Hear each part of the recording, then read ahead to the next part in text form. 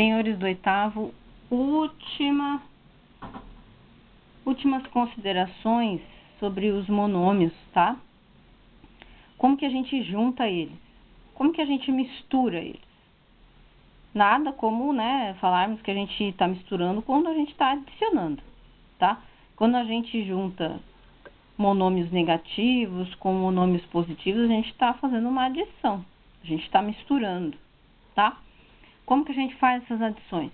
Primeira coisa, a gente só pode misturar, juntar monômios que têm a parte literal idêntica, né? Em matemática, a palavra idêntica não existe muito, a gente não pode falar muito isso, né? Eu já tinha comentado com vocês, mas vamos falar que são semelhantes, né?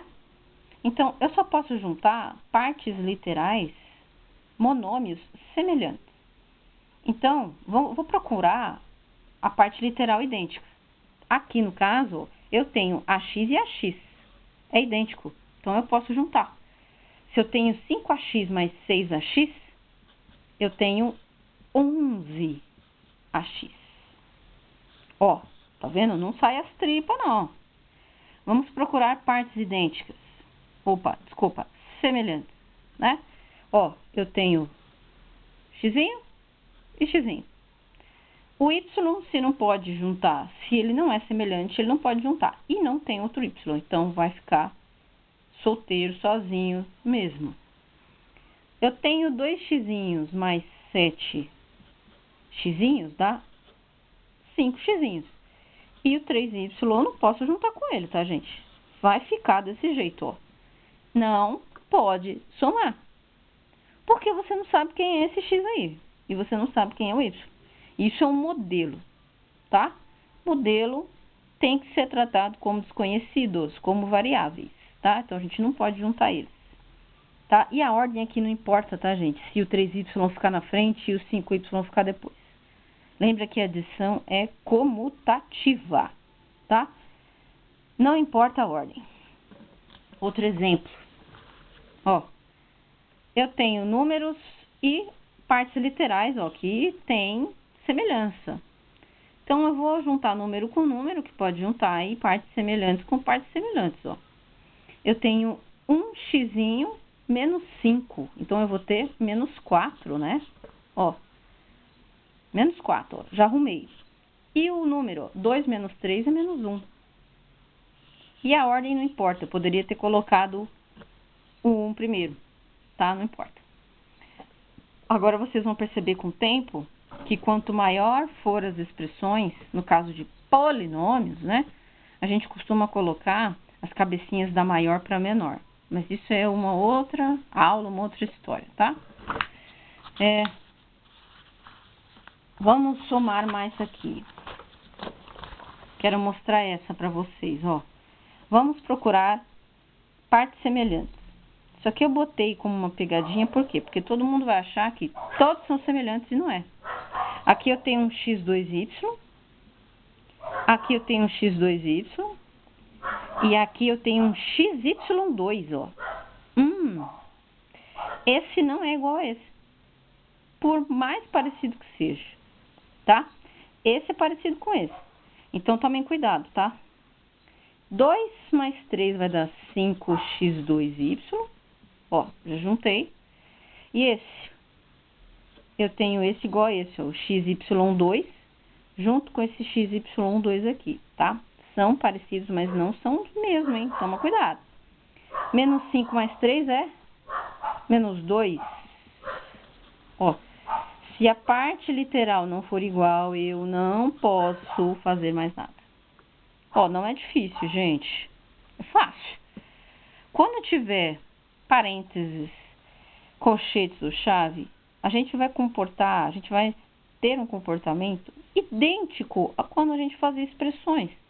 É o mesmo. Respeitar a ordem. Primeiro parênteses, depois colchete e depois chave, tá?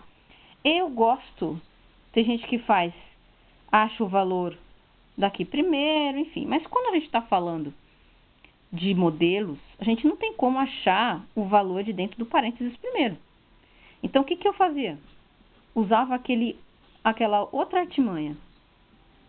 Tirar os parênteses de tudo e depois juntar com o que dá. Como que a gente tira parênteses primeiro? Fazendo aquela regra de sinal antes, tá? Quando a gente está falando de desconhecido, gente, não tem como eu saber quanto que vale isso aqui dentro, para depois tirar o parênteses, né? Então, vamos lá. Vou copiar, vou fazer a regra de sinal para poder tirar o parênteses, tá? Menos com menos é 4. Menos com mais é menos, ó. Tá vendo? Eu fazia a mesma coisa como se aqui fosse números, tá? Menos com menos é mais, ó, mais 2y. E menos com mais é menos. Tirei os parênteses. Agora eu vou fazer o que eu tenho que fazer. Juntar x com x, né? Eu vou até juntar aqui todos os x's que eu puder e depois os y. 6 menos 1 é 5, né? Já arrumei.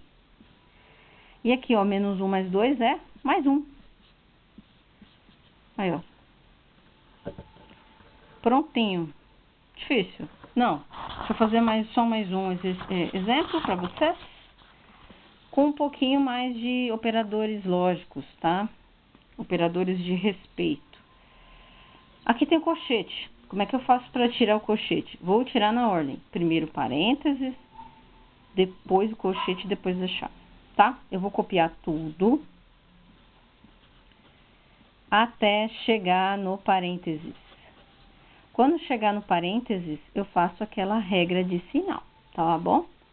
Eu vou tirar primeiro o parênteses para depois tirar o colchete, tá? Então, ó, menos com menos é mais. Eu tô copiando e organizando, ó, gente. Quando a gente faz a regra de sinais, a gente tira os parênteses, né? E como que eu tiro o colchete? Fazendo a regra de sinal também. Aqui vai ser muito mais fácil, por quê? Porque tem um mais antes. Se eu tenho mais antes, eu já posso tirar direto, porque não vai mudar nada aqui. Mais com mais é mais, mais com mais é mais, mais com mais é mais, né? Essa regra de sinal você pode usar para tirar os parênteses, o colchete e a chave, tá? Mas tudo nessa ordem.